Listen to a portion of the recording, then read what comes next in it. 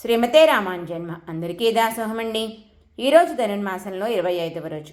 ఈరోజు పాసురంలో మన గోదా గోపిక కంసుడు ఏనాడో చనిపోయినా ఆ కంసుని వల్ల భయంతో ఎవరి బిడ్డగా పుట్టి ఎవరి బిడ్డగా పెరుగుతున్నాడో చెప్పడానికి జంకి ఒక ఆమెకి బిడ్డగా పుట్టి ఒక ఆమెకి బిడ్డగా పెరిగాడు అంటోంది. కృష్ణుణ్ణి చూసి మురిసిపోయి యశోదమ్మ, ఈ లోకంలో నాతో సమానమైన తల్లి లేదు, నేనే గొప్ప తల్లిని అని తన భాగ్యాన్ని తానే ప్రశంసించుకునేది. ఆవిడ అదృష్టమే నందుని కూడా తండ్రిగా వరించింది. కృష్ణయ్యని ఇలా ఉయ్యల్లో వేసి ఊపేది యశోదమ్మ.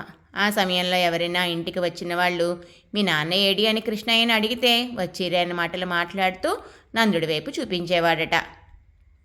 ఆ యశోద ఎంత భాగ్యవంతురాలో అంటోంది గోదా గోపిక.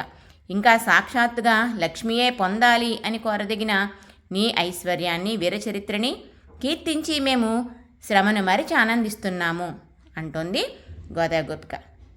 మరి మన పాలకొల్లు అష్టభుజ లక్ష్మీనారాయణ స్వామివారి సన్నిధిలోని ఆండాళ్ళమ్మ జడలో ఈరోజు కృష్ణయ్య హాయిగా ఉయ్యాలూగుతున్నాడండి.